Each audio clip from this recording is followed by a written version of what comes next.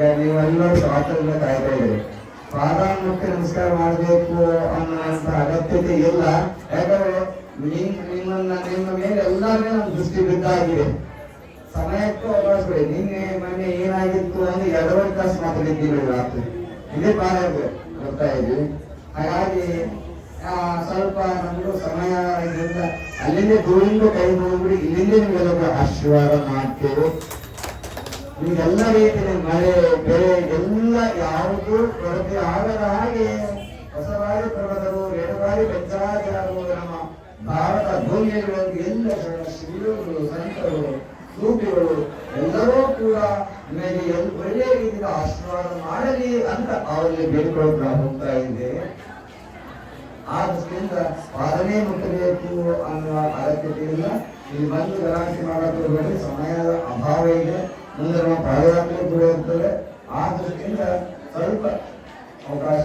ಇನ್ನು ನಿಮ್ಮ ಊರಾಗ ಎಲ್ಲ ಬೆಟ್ಟ ಕೇಳೋದಲ್ಲ, ಅದಾಗ ನಿಮ್ಮ ಊರಿಗೆ 4-5 ದಿವಸ ಇರ್ತೀವಿ ಊರಾಗ ಬಂದು. ಅದನ್ನ ಕನಿಷ್ಠ 5 ದಿವಸ ಟೈಮ್ ಕೊಡ್ತೀವಿ.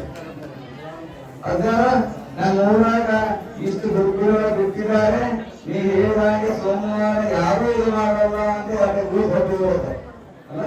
1 ದಿವಸ ಮುಗಿದಿಲ್ಲ ಅಂತ ಗೊತ್ತವರು. 15 ಸಾವಿರ ಜನಸಂಖ್ಯೆ ಇರುವಂತವ್ರು ಭಯ 1 ದಿವಸ ಕನಿಷ್ಠ 5 ದಿನಗಳನ್ನ ನಿಮಗೆ ಕೊಡ್ತೀವಿ ಮಾಡುವ ಭಯ. ಯಾಕಂದ್ರೆ ಇದು ಬಿಟ್ಟವ ಅಂತ ಗೊತ್ತಾಗಬೇಕು ನಮಗ. ನಿಮ್ಮ ಹಿರಿಯರಿಗೆಲ್ಲ ಒಪ್ಪಿಸಿದೀವಿ. ಹಾಗಾಗಿ ಅದನ್ನು ಒಪ್ಪಿಸಿದಾಗ ನಿಮ್ಮ ಊರಿಗೆ ಕನಿಷ್ಠ 5 ದಿನಗಳಾದ್ರೂ ಕೊಡ್ತೀವಿ ಟೈಮು.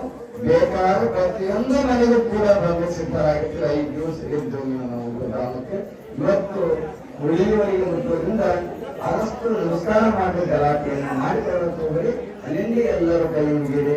ನಮ್ಮ ಉಳಿ ಚಂದ್ರಸ್ವಾಮಿ ಯೋಗಿ ಪಂಚಾಚಾರ ಆಗಿರ್ಬೋದು, ಬಸವಾದಿ ಪ್ರಮೋದರಾಗಿ ಅವರೆಲ್ಲರ ಆಶೀರ್ವಾದ ನಿಮ್ಮ ಮೇಲೆ ಇರಲಿ ಅನ್ನುವ ಮಾತನ್ನು ಹೇಳುತ್ತಾ ನಮ್ಮ 2 ಮಾತನ್ನ ಗುರುನ ಪಾದಕ್ಕರ್ಪಿಸಿ ವಿರಾಮ ನೀಡುತ್ತೇವೆ. ಶ್ರೀರಾಮ್.